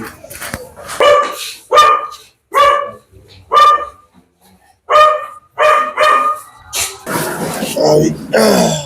Voilà, il dit là c'est. C'est là il dit c'est. Il n'y a pas de problème. Bonne maman, ça madame. Bonjour. En fait, biso to ngala za na France. Nayaki awa normalement fallait pe to tia moi to pesa moi sukali moi lipa. Et on te memaki moi don awa na fina na bino. Et puis tout le monde a bino tout na bino pe moi quelques questions par rapport à l'évolution ndenge vous salaka moi ba difficulté butana nango pona en fait ngana za na l'association et puis dans une chaîne YouTube to bengi to lobela vie ba Hollande biso pe ba Hollande biso partout batamité malamu pe bazali peut-être ba ko linga pe ba participer na projet oyo ya kosunga parce que c'est pas facile. Alors bozana bana ndenge nini awa. Merci beaucoup. Zo micro maman Simba oyo bana. Merci beaucoup. Merci pour mon abino pe ko yamba bino. Merci. Na kombo na Yesu. Amen. Ko uzali azalite. Pona ko molimbwana ko lakisamo ke na koma nisika bana oyo bazali bana basangi bapara. Na kutana na bango pona na posa pela sunga bango. Ezali azalite. Bano bazali awa bazali bana bauta boka leta. Nazala bango na balabala te bauta boka leta po bazala sécurité moko malamu pote soko lobi te ozwa na balibanda abana mosusu esika bakuuta oyebi te ekosi baproblème nde bana bautaka maboko ya leta 24 commune nayaka na bango bamosusu bapolisier balakota bango na butu bamosusu bapara balemi ya bana bazali kotika maboko ya leta nyonso kwa bazali awa nga moko mama kwa na pande na sali siko na sali 31 ans amsara ya koboko la kabana koboko la kabana likantia ngozo yango bon nza yote kapa nzambe oto sengaka nzambe pe apesaka o ngai na mana nazaki pa maria kwasi ya sola na ngai capitaine na robaka na bisoki ngana mobana nga nzambe akaboli biso jamais na bana mangu nasala nzambe ntango mpe tokoyo okabwana nasengi mpa nzambe mosala oyo kopesa biso na kosala nakosenga nanga mpa nzambe ya losambo na nga namondika mokolo moko mpe bana baye senke wana nazali kokaptele na lembo baye senke ao mama toza na nzala mama toza na esika kopanda te toyika pana mboto natali sikoyo eloba nzambe tubatiaka biso nzambe akoya na lolenge ayambaka bango navandisi bango apres naye komema bango na boka leta tala bano ndenge baye tala bayebo bayetala te batiki bandako ebele so baye pana to eza mission moko nzambe atindi bango yamba bango tokosala oka lettre moko garde provisoire ya mosu bapara na bango bakomona na ntango nayambaki bana wana nde libera mosala yango bandakika wana bana toyo baye simple oyo baye te nazaki lokate nga binzambe sikoyo opesinga mosala luka mpe place bango kovanda na bana balokatere boye nakokate bakoloba mpe baliki te babenga bana baza bandoki nzambe mpe alalaka te tozaki na mwasi moko monde tozosambela ne place moko tozosambela ne place moko mobanda alobi namoni mama aza na mosaba o kitoko na ndenge mpe alabi biso bie efana sombela sika atoka nde asombelaki ngana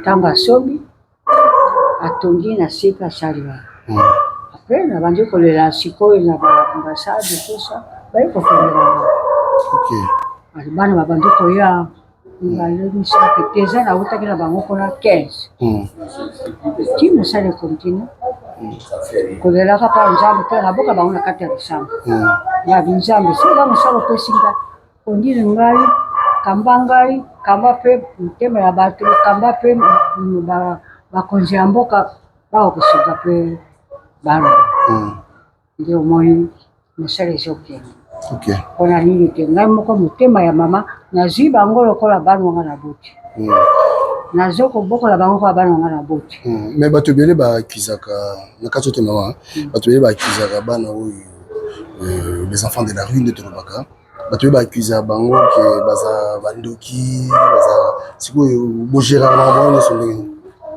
bon na bana yebiso ngabe nakamaka bango na président mabondeli nasengaki na bapriere mpe nakamaka bango ka na kati ya priere ata mwana yo boti lelo oyo bakobetela ntoto ndenge moko na bana ntango bazwi koya soki okamati makabati ndeko ti liboso atuka ovanda na bango te okoka kosala mosala te ntango baye na tia bango na kati ya bakonde babinzali mokano na yo ndenge olobaki te nga nasala mosala oyo bana ndenge bakomi awa experience ya mabe kati na bango ezala omna de juge ndenge bazali awa nabengaka bango kondoki te nabengaka bango nini te nakabati mpo bana na nde nakamaka bango na priere oyo namoni eza na esprit eza mabe basala nzambe bayaka mpe awa baya kokama ngo na priere ngapi mwana oyo eza nde eza malamu te paster bakitiango kati na bongo ti mwana akoma mpe lokola azali bamusu basi batanga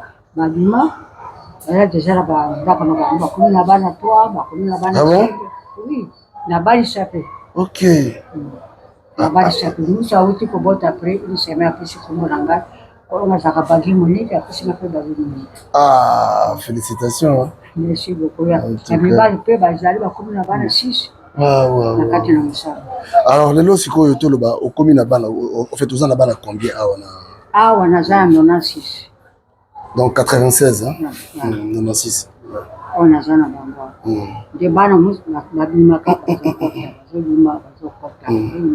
badifficulté nini ezalaka oyo bokutana nango difficulté makasi parce que bato mosusu balanda biso bazala na besoin mpe ta mosusu bameka kosunga alors difficulté makasi omoni te baza bato mwana ozali na kati na ndako soki ovandi te kaka bo mayele te nini te akokoma nano ntete kosalanga batanga difficulté sikoyo ezali koteya kotanga koko kotanga kolia oyo moto atushe motema na ye aye mpona mwasaki moko azosala tiki bazolia kasi ekole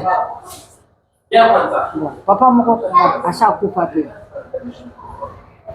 na motema ya nzambe atushaki alobi mama nazoloka kopesa ye te apesaki ngai arete mama luka ata awa loba natangisa bana oyo nakoko naza na ekole sina mpe nazwa bana natangisa bango kosimba te kasi yo moko lokola aza mosala ya yo so otangisi bana wana na bani nzambe akotia maboko nde nafunguli place moko ya ekole natotangisa bango sikoyo awa lopango na ngai kasi ekole lopango na ngai te naluwaka place wana baprofesseur po afutama baenseignant po afutama nde pikite na yango makasi kote wana nafuta ndako na après de mois naluka ke so baenseignant po bazwa ata ma moke kote wana tuka papa episanga pikite moko makasi koleka po bana batangaka kaka nazali kote ya sia babimisinga mpona nini ngongo eza te moko mpe asali makasi alima nazwi kasi yo moko luka nde ya kofuta ndako basotanga sandesi luka mbongo kofuta sandesi luka banseignant nde pikite makasi oyo naza na en tout cas merci maman moi tozwa yo mingi eza te merci vraiment nzambe apambola yo bandeko bozolanda biso bato ya mitema malamu je crois que bozali partout tolobela vi mosala biso yango oyo moni toye sur place awa na orphelinat motema oyo mama na biso aza nango eza motema ozosenga bato nyonso fo bazala nango bakongoli so tokomi na mitema oyo moni bana oyo nyonso omoni oyo bana na ye te bana oyo baza na nzela lelo bakomi bana na ye yo mpe soki okozwa fardeau wana ya kosunga sadi tosunganaka mama merci beaucoup biso totiki yo toke mpe topesa bana mbote nzambe apambola ona asi yo tokoleka lisusu po biso na banzi moi eza ntango koma bafamille eza te awa mais famille bayaka famille na ngai oyo alekaka awa à travers bango nde esenga mpe nga mpe naleka voilà donc na assure eza mpe exemple à suivre bato misu mpe na asi bakolanda biso po mpe babanda mpe koya biso toza chaîne toza suivi makasi na diaspora naza sur bato ya diaspora oyo mitema bango etutisama bakobenga biso epuis tokomema bango awa ata bozala na libanda ya mboka bokanisa mpe mboka na bino badipute eza makasi bana na bino bandulete na bino baleka bino baza na badipute soko nda bazosunga bango bosunga mpe na mboka na bino ndenge centre esalia bana oloyi bakokoma mpe na bamboka bino bokoma soko bakoli malamu soko batangi malamu bakokoma mpe kuna soko batangi malamu te bakokoma kuna lolengeni nde susi na ngai ezalaka lelo mpe bakoma mpe bato bazala mpe na bandako na bango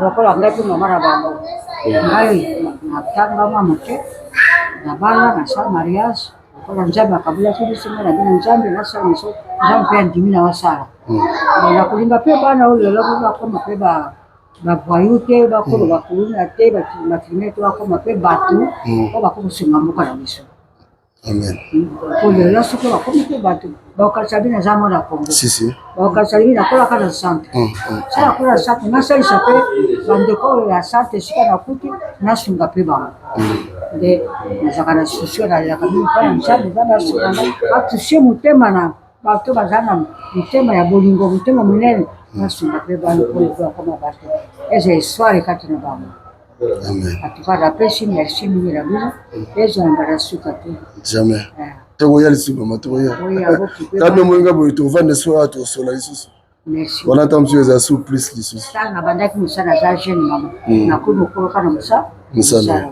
voilà nalalaka na bango namamukaka na bango mpona kokarite bango sekele makambo ebele ya vie yango oyo secret ya makambo ebele ya réussite ya protection ya makambo ebele na vie yango oyo donc lipamboli balukaka yango voilà bénédiction balukaka yango bakozala maboko te maman merci beaucoup biso tokolekela oyo lisusu merci beaucoup mama voilà merci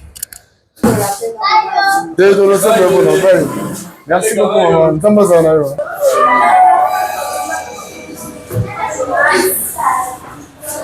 voilà elle est rendue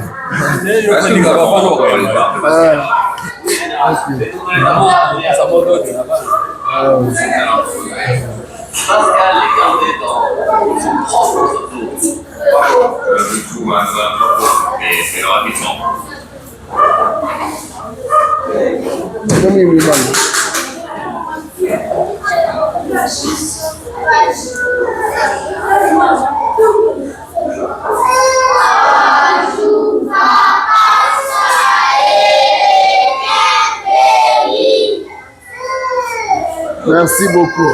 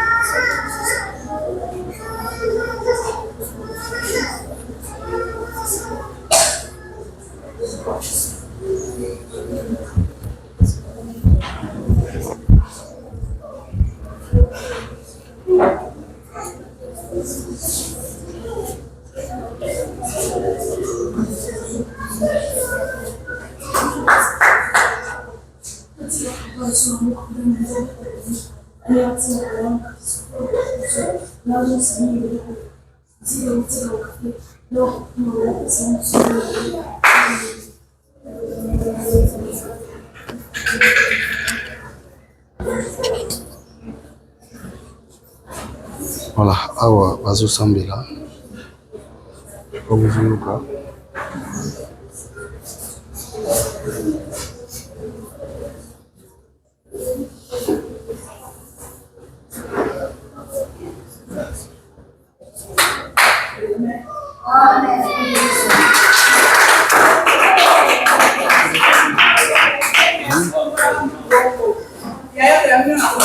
Amen. Ouais. Mbote na bino. Boza malamu hein? Ngai naza papa na bino. Naye pe kotala bino ndenge batu misusu baka kotala bino. Lelo na osenga na bino eza kaka ya liboso ezali losambo. Ya mibale ezali discipline. Il faut boyeba ko respecter batu oyo baza na bino awa. Batu baza ko encadrer bino. Eza facile te. Bino mo boyebi bisika bo wuti. Mais awa bokomi lokola bana tata moko. Bitumba ezala te entre bino. Koswana ezala te. Bolingana entre bino. Et mingi vraiment bolinga baboti na bino oyo boza na bango awa. Boyete? Boyete? Voilà. Allez, moko nana loba. Yo yaka. Ah, yo na moni okambi prière. Yo komolo nani? Dieu merci. Dieu merci. Yo za rajni. 14 ans. 14 ans. Ça fait combien de temps ça? Bamboula boni oza. Oui, bisouté. Bon, média. Ah, les grands ni ça va. Yo, vous êtes discipliné, vous êtes poli. Hein? Dans la classe. Okay. Merci beaucoup, Dieu merci. Vous mettez à Dieu merci, mon beaucoup.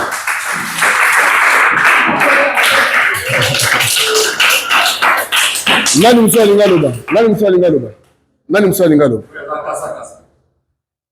lingaloba. Yaka.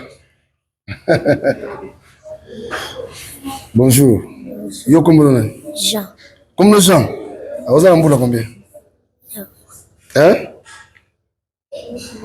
9 ans? Ah, 9 ans. Ah, Bamboula combien salia? Où me hein? Ah, baza gentil, hein? Bamba bino bien. Ah, sikoyo. Okosenga nini pa nzambe pona bato bayamba bino. Oyebisa nzambe nini pona bato bayamba bino. Merci beaucoup nzamba pambola bien bato bino ya koleka. Nzamba pambola bango bakse bango ya koleka, hein? OK, merci beaucoup Jean. Wa bo beto ya Jean maboko.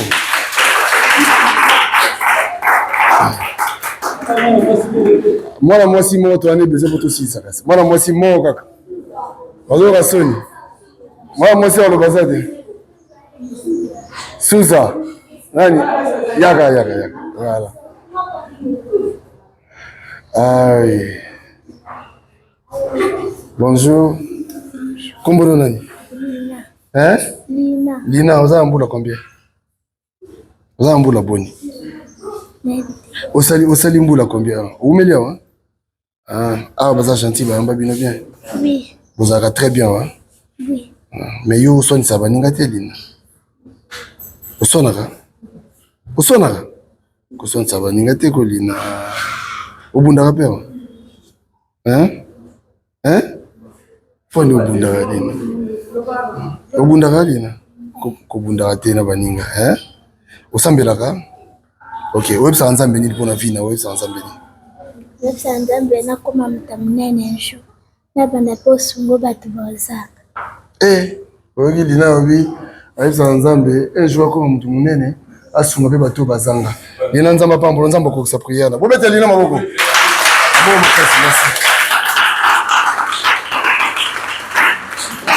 voilà en tout cas merci na bino nga na kei na tiki bino tobandela otala bino boye nasengi na bino bande bitumba te boswanaka mpe te respect botosa bato bazala liboso na bino boyokani toyokani. Toyokani? Merci beaucoup. Allez, bye bye.